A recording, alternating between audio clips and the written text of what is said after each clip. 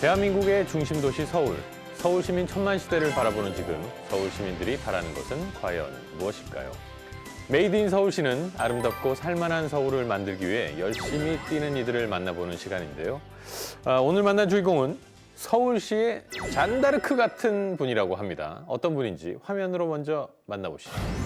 이 정릉천을 적는 이름을 그야말로 힐링 타운으로. 제말을 위한 다양한 논의를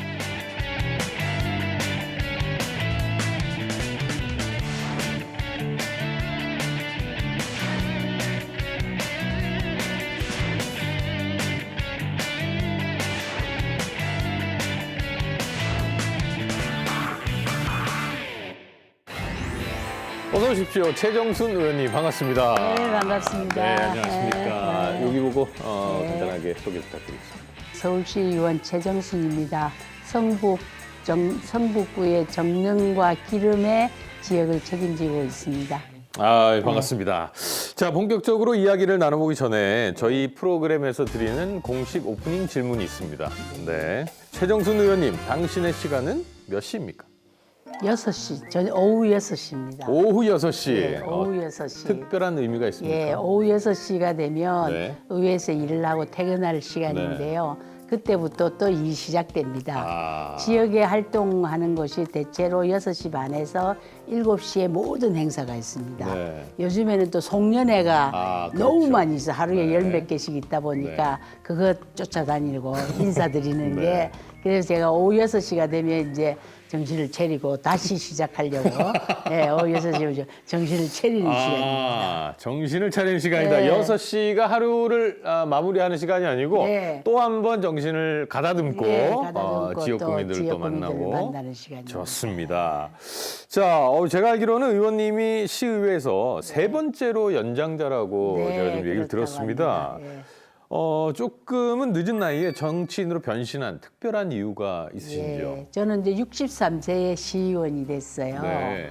네, 그러니까 그 58세까지 기업에서 근무를 하고 은퇴를 네. 하고 나서 정치를 하게 됐는데 네. 원래는 제가 정치가 꿈이었어요.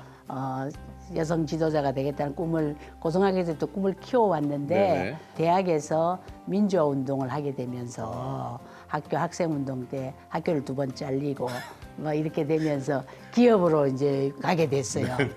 그리고 가정의 가계를 또 책임져야 하는 네. 또 어려움이 또 생겼고 네네. 너무 정치가 하고 싶었지만 네. 못하고 아. 계속 꾹꾹 참고 기업에서 있었습니다. 어. 그게 30년이에요. 네, 그러면서 그만두면서 지금이라도 내가 하고 싶은 일을 하고 죽어야 억울하지 않겠다. 그런 생각으로 정치를 시작하게 됐고요. 네. 좀 늦게 시작했으니까 좀 더 잘해야죠. 네네. 이야, 대단하십니다. 지난 1년간 기억에 남는 활동을 꼽는다면 어떤 게 있을까요? 제가 시의원이 되면 제일 중요하게 해야 할 일이 예산을 따오는 네네. 일이에요. 예산을 따오는 일인데 제가 학교에 간담회를 여러 번 했는데 네. 학교가 환경 개선에 굉장히 많은 걸 필요로 했어요. 네. 그래서 안 되겠다. 내가 이 예산을 꼭 따줘야겠다. 그래서 어느 학교에 예산 필요한 교실 고치는 거, 도서관 고치는 거 이런 걸 작년에 했거든요. 네. 근데 올해 다 고쳐가지고 저를 불렀어요. 그때 너무 기분 좋더라고요. 예산을 따는 게 이렇게 좋아지는구나. 그러니까 애들이 도서관을 새로 싹 리모델링 해줬는데 애들이 몇 명 안 왔대요. 그전에는. 네. 지금은 막 수백 명이 몰려와가지고 도서관에서 공부하고 놀고 이러는 거예요. 그거 보면서 굉장히 감개무량했어요. 예산이 이렇게 중요한 역할을 하는구나. 좋습니다. 자, 1년 전에 시의원 당선 직후의 인터뷰를 보니까요. 앞으로 20년간 정치를 하겠다고 대답을 하셨습니다. 1년 동안 활동을 해보시고 나서 어떤 생각의 변화나 이런 게 좀 있으셨습니까? 그랬던 건 아니고요. 네. 그동안 오랫동안 하고 싶은 거 못했잖아요. 네, 그럼 그렇죠. 정치를 제대로 하려면 사회 변화에 뭔가 하나의 역할을 하려면 네. 최소한 20년은 해야 된다. 그래서 20년이면 제 나이가 상당하지만 네. 그때까지 건강하게 정치를 잘해보려고 합니다. 알겠습니다. 자, 그렇다면 이제 사회 변화를 위해서 요즘 제일 관심을 가지고 있는 사안은 어떤 게 있을까요? 요즘에 아주 제가 머릿속에 뱅뱅 도는 네. 건 원폭 피해자 문제입니다. 74년 전에 일어난 원폭 피해가 대한민국에서 제대로 보상받지 않고 제대로 지원되고 있지 않은 참 이 현실이 네. 너무 가슴 아팠어요. 네. 치료도 제대로 못 받고 원폭 피해를 당하고도 자기가 당했다는 얘기도 한번 마음대로 못 해보고 그뿐만 아니라 그 자기 자손까지도 영향을 미치는 자손들이 또 그 병이 많이 나서 어려운 일을 당하는 이게 얼굴 보면 너무 가슴 아플 뿐만 아니라 정말로 진작에 했어야 할 일들을 너무 안 하고 우리가 살았구나. 앞서 뭐 잠깐 말씀이 나왔다시피 많은 세월이 흘렀지만 원자폭탄 피해자들과 그 후손들은 심각한 후유증과 생활고의 고통을 받고 있다고 합니다. 대책 마련을 위해 고심 중인 현장을 저희가 다녀왔습니다. 히로시마와 나가사키의 원자폭탄은 세상에서 처음 일어난 일이지요. 7만 명이 죽고 또 수만 명이 또 후유증에 시달리는 아주 무서운 게 이 원자폭탄이거든요.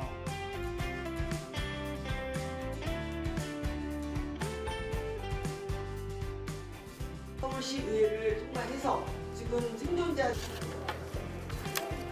예, 1차에서는 이제 원폭 피해자들의 현황을 이해하는 그래서 원폭 피해자들이 자기 사례도 발표하고 현황을 이해하고 이번에는 조례 제정에 필요한 토론회를 하는 겁니다.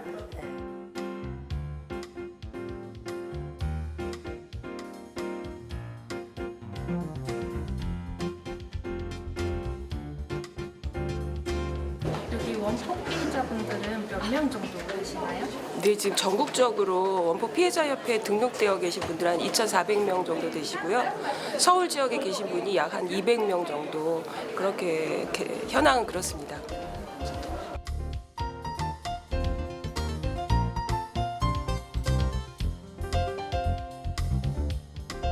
아버지는 이제 그 회사에 출근하시려고 일본 히로시마 역전 일본 이름은 애끼죠. 거기서 전사 기다리다가 전신 화상을 다 입고 이래 누우면은 아파가지고 잠을 못 자요. 그런 게 이불을 맨날 그 얼굴에 덮고 잤습니다. 지금도 제가 어떻게 자느냐 하면은 저녁으로 잘 때는 마스크를 하고 잡니다. 우리나라는 조례를 통해 지원이 잘 안 되고 있고 계속 가난하고 또 병에 시달리고 이런 분들이 너무 많으니까 이번에 이제 이 토론회를 하니까 막 울시면서 막 와서 막 이 얘기를 해요. 그러니까 지금까지는 어떤 지나온 삶의 고통이나 힘듦을 어디서 얘기할 수 있는 창구가 없었던 거예요. 2, 3세들도 병이 있으면 진료를 받아야 되는데 거기에 대해서는 이제 전혀 진료비나 이런 게 나오는 게 없으니까 그런 2, 3세에 대한 그런 지원이라든가 이런 게 시급하다고 볼 수 있습니다. 자, 지금까지 2번의 토론회를 개최를 하셨습니다. 네, 앞으로 원폭 피해자 지원 조례는 어떻게 진행이 될 예정인가요? 사실은 조례 제정에서 지금 제일 큰 문제가 의료 지원의 문제. 네. 아프면 부담 없이 병원에 가서 치료를 받아야 되는데 의료 지원도 의료비가 많이 들고요. 네. 그게 첫 번째 문제고 두 번째 생활 지원. 생활이 다 그냥 그 저기 뭡니까 영세. 다른 일반 사람에 비해서 훨씬 퍼센테이지가 높아요. 몇십 퍼센트가 높을 정도 영세하 가난하게 사는 점이 또 지원을 해줘야 할 부분이에요. 또 하나는 이분들이 말할 수 있고 서로 소통할 수 있는 쉼터가 필요해요. 같은 같이 피해를 당한 사람들이 그리고 자기들의 이해관계를 좀 더 말할 수 있는 그런 쉼터와 공간이 좀 필요한 것 같고요. 근데 한꺼번에 다 해드릴 수는 없지만은 우선에 조례가 감당할 수 있는 만큼은 하면서 또 다른 부분은 다른 차원에서 또 해야 될 일이 차근차근, 아닌가. 네, 차근차근 하려고 합니다. 네. 워낙 일이 커서 부담은 좀 됩니다. 자, 좋습니다. 지금 여러분은 서울시를 더욱더 살기 좋은 곳으로 만들기 위해 열심히 뛰는 이들을 만나보는 시간 메이드 인 서울시 함께하고 계시고요. 이 시간 최정순 의원님과 함께하고 있습니다.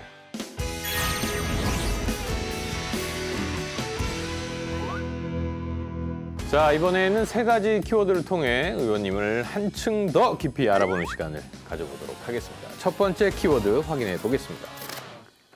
미세먼지 저감이라는 키워드가 나왔습니다.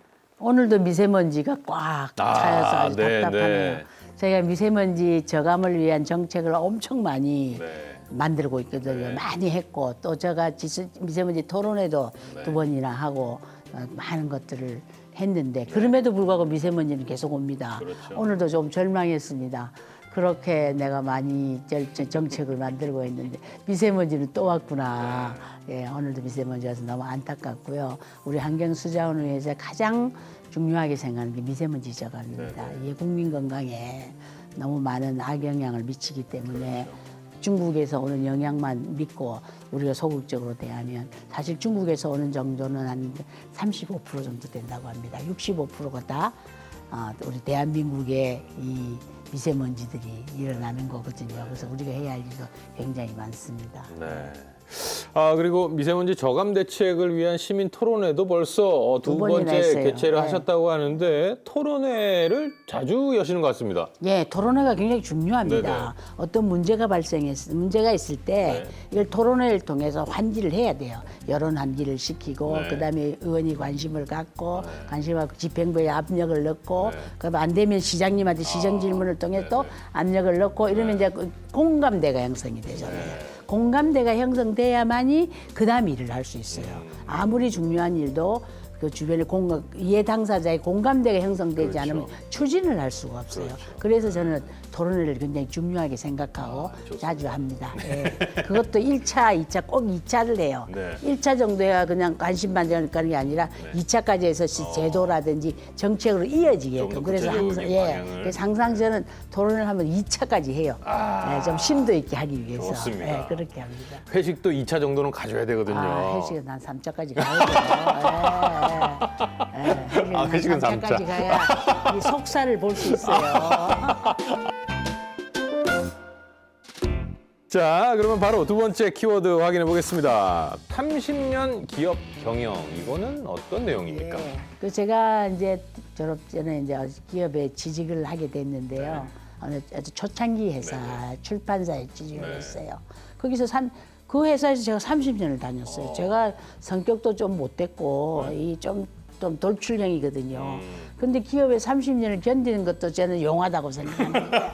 하여튼 들어가자마자 한 1년 반 만에 과장이 되고 여자 최초의 여자 과장이 되고 최초의 차장이 되고 최초의 부장이 되고 최초의 임원이 되고 이렇게 쭉쭉쭉 오게 됐어요. 그러니까 아마 그런 좋은 직장을 제가 만난 것 같아요. 여성 리더들이 좀처럼 커가기 어려운데 기업에서 임원하기가 하늘의 별따기거든요. 할 때마다 최초였는데요. 올릴 때마다 올려야 되냐 말아야 되냐 막 전체 회의가 있고 막 그랬어요. 그럴 때마다 여자로서 안 되는 이유 있을 때 보라고 제가 많이 항의도 많이 하고 그랬어요. 산전산후 휴가도 처음에 국가의 법은 60일이었는데 우리는 45일만 줬어요. 그래서 제 배 내밀고 총무부가 앉아 있었잖아요. 심지어 배 쫙 내밀고 앉아서 산전산후 60일이다. 왜 45일이냐. 바꿔라. 그래서 제가 60일 산전산후 가고 그랬어요. 그래서 애를 둘을 그냥 직장을 다니면서 연년생을 낳았거든요. 그랬더니 우리 회장님이 마지막에 고만 낳을 거냐고. 됐다고, 이제 고만 낳을 됐다고. 하여튼 그래서 제가 제도를 많이 바꿔줘갖고 여성들이 평등 임금 받고요. 산전산후 잘 받고요. 그렇게 좋은 직장이 됐어요. 이 키워드를 하나하나 확인해 볼수록 정말 최정순 의원님은 정말 행동력이 대단하신 것 같습니다. 자, 마지막 세 번째 키워드 확인해 보겠습니다. 양성평등이다. 예. 자, 이거 어떤 내용을 담고 있습니까? 네, 양성평등 강사 1호를 했어요. 그 여성개발원에서 하게 양성평등 강사 1호를 하면서 양성평등 강의를 기업 바깥으로 막 하고 다녔어요. 너무 인기 좋았어요. 너무 인기 좋아서 회사를 다녀야 되나 강사로 나서야 되나 할 정도로 굉장히 그 양성평등, 특히 이 유리벽과 유리천정. 이게 업무도 시키면은 이래 여성들의 업무만 시키지 여성 벗어나는 업무를 안 시키는 게 유리벽이거든요. 그리고 비정규직으로 딱 묶어 놓고 유리벽을 딱 쌓아놓고 유리벽이 없는 것처럼 말하고 그러나 실제로는 엄청나게 견고하게 있고 그다음 유리천정은 말할 것도 없고요. 우리는 아직 유리천정 깨려면 아직 멀어서요. 유리벽과 유리천정이 지금 완전히 깨지지 않는 한 비정규직 문제는 해결이 안 될 것 같고요. 양성평등은 저의 소명입니다. 죽을 때까지 소명입니다. 예. 알겠습니다.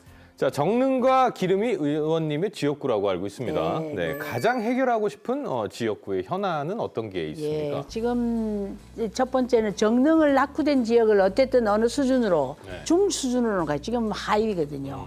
집값도 하위, 뭐든지 이제 부대 시설도 하위, 뭐 아무것도 없습니다. 그래서 정릉을 한 단계 올리는 거 예, 이게 이제 제 첫 번째 과제가요. 그래서 그래서 제 활동의 80%는 정릉을 많이 다닙니다. 그다음 기름 뉴타운 지역은 이제 그 교육이 잘 되는 교육 최상의 도시를 만들려고 하는 그런 꿈을 꾸고 있고요.